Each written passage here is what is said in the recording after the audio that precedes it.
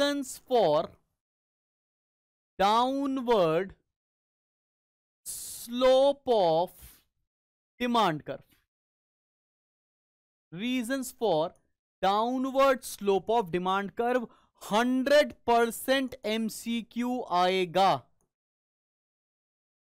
कि भैया जो डिमांड कर्व है, जो डिमांड कर्व है, ये जो होता है ना डिमांड कर्व होता है, ये डाउनवर्ड स्लोपिंग क्यों होता है? जिसको लग रहा है कि मैं बहुत तेज पढ़ा रहा हूं, तो मेरे भाई तुम एक अप्रैल में नहीं पढ़ रहे हो, तुम पढ़ रहे हो जब तुम्हारे पेपर 5 दिन बाद है। तो भाई you need to cope up with the speed,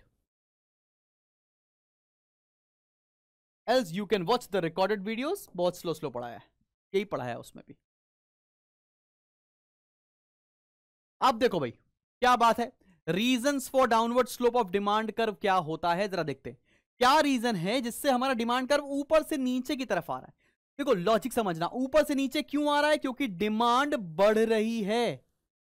ऊपर से नीचे देखो क्या हो रहा है, यहां पर क्वांटिटी डिमांड होता है, यहां पर प्राइस होता है। तो रीजन क्या हो रहा होगा? प्राइस हो रहा होगा फॉल और डिमांड बढ़ रही होगी। तो वो सारे रीजन जो प्राइस और क्वांटिटी डिमांड से रिलेट करते होंगे वो आएंगे, ठीक है ना। तो सबसे आसान देखो क्या होता है, सबसे आसान है LDMU, law of diminishing marginal utility.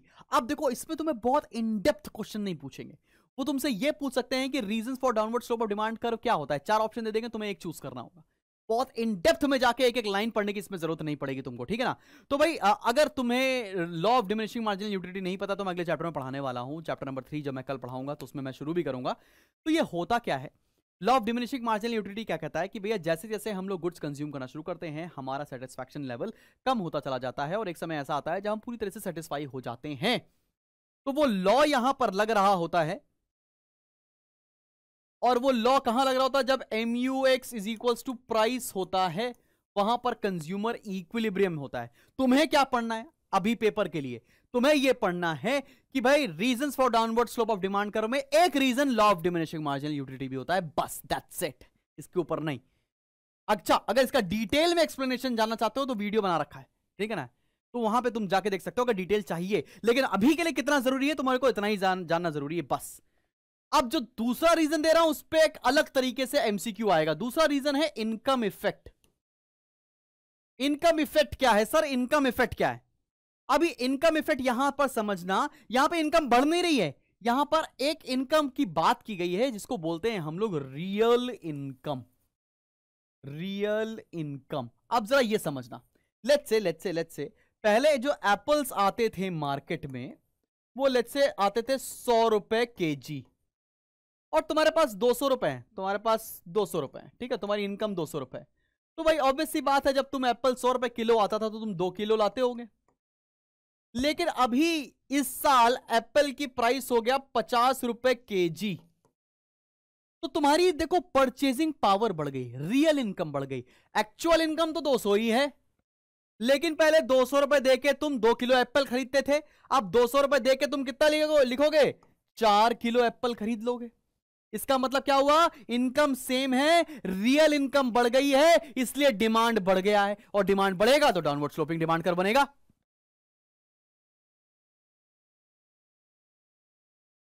समझ में आई बात?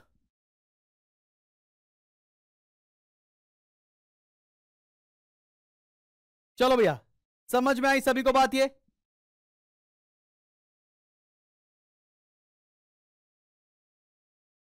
चलो बहुत बढ़िया, आगे बढ़ते हैं। और ये तो बढ़ा आपने इनकम इफेक्ट, अब इसी के बाद है substitution effect. Substitution effect, income effect देख लिया, अभी सब्स्टिट्यूशन इफेक्ट क्या होता है? अब रिलेटेड गुड्स का डिमांड पर क्या इफेक्ट पड़ रहा है? जो आपने सब्स्टिट्यूशन इफेक्ट कहां पढ़ा था? रिलेटेड गुड्स के अंदर पढ़ा था ना। सब्स्टिट्यूशन इफेक्ट कहां से पढ़ा था आपने? रिलेटेड गुड्स का। तो मतलब रिलेटेड गुड्स के प्राइस के चेंज होने से हमारे गुड के डिमांड पर क्या फर्क पड़ रहा है, उसे बोलते हैं सब्स्टिट्यूशन इफेक्ट। अब ये बताओ, मैं बोल रहा हूं कि मेरे गुड्स की डिमांड बढ़ रही है, मेरे गुड की डिमांड बढ़ रही है, तो सब्स्टिट्यूट गुड के प्राइस का पे क्या इफेक्ट आ रहा होगा? सब कमेंट सेक्शन में बताइए। अगर मेरे गुड्स की डिमांड बढ़ रही है तो सब्स्टिट्यूट गुड्स के प्राइस पर क्या फर्क पड़ रहा होगा? अभी पढ़ा है आपने। कंफ्यूज हो गया? अच्छी बात है। मैं बस इतना सा पूछ रहा हूं कि अगर मेरे गुड्स की डिमांड बढ़ रही है तो सब्स्टिट्यूट गुड्स के प्राइस पर क्या इफेक्ट पड़ रहा होगा? राइज हो रहा होगा, राइज हो रहा होगा। आपने देखा ना कि सब्स्टिट्यूट गुड के प्राइस का हमारे गुड्स की डिमांड पर जो फर्क पड़ रहा है, इसके इफेक्ट को बोलते हैं सब्स्टिट्यूशन इफेक्ट। इसके इफेक्ट को बोला जाता है सब्स्टिट्यूशन इफेक्ट। ठीक है, अब आपसे क्वेश्चन पूछ लेगा जो कि स्पेसिमेन पेपर में भी दे रखा है कि भाई ये बताओ प्राइस इफेक्ट क्या होता है? What is price effect?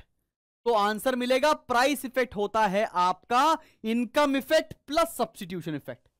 Income plus substitution. अब तुम्हें ना इकोनॉमिक्स में कुछ याद नहीं करना है, समझते हुए चलना है, एमसीक्यू निकल जाएंगे। पहले तरह से नहीं हो रहा कि आपको आंसर्स लिखने पड़ रहे हैं, आंसर थोड़ा लिखने। समझते चलो क्या होता है प्राइस इफेक्ट, क्या होता है सब्स्टिट्यूशन प्लस इनकम, इनकम क्या होता है, कैसे इफेक्ट करता है, सब्स्टिट्यूशन इफेक्ट क्या होता है, कैसे इफेक्ट करता है, ये सब समझ में आ रहा है, एमसीक्यू निकलेगा। चलो भाई, अब आगे बढ़ते हैं। हम लोगों ने कितने पॉइंट पढ़ लिए? हम लोगों ने reasons for downward slope of demand curve में पढ़ लिए 3 पॉइंट। अब आते हैं हम लोग चौथे पॉइंट पर, डिमांड हमारी क्यों बढ़ती है? डाउनवर्ड स्लोप होने का मतलब डिमांड बढ़ रही है। डिमांड क्यों बढ़ती है?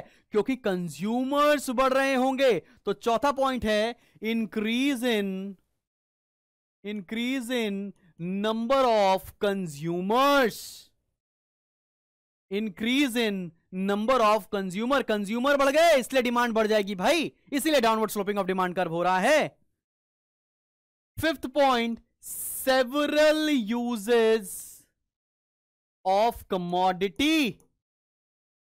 ऐसी कमोडिटी जिसका हम लोग मल्टीपल यूज कर सकते हैं, उसकी भी डिमांड बढ़ जाती है और हम उस पर्टिकुलर चीज के लिए उसको पहले इस्तेमाल करेंगे जो सबसे ज्यादा इंपॉर्टेंट होगा। ठीक है ना?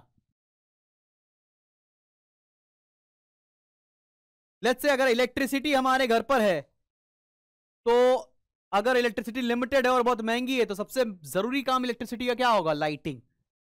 सबसे आखिरी में होगा भैया कि उस पर खाना भी बना रहे हैं।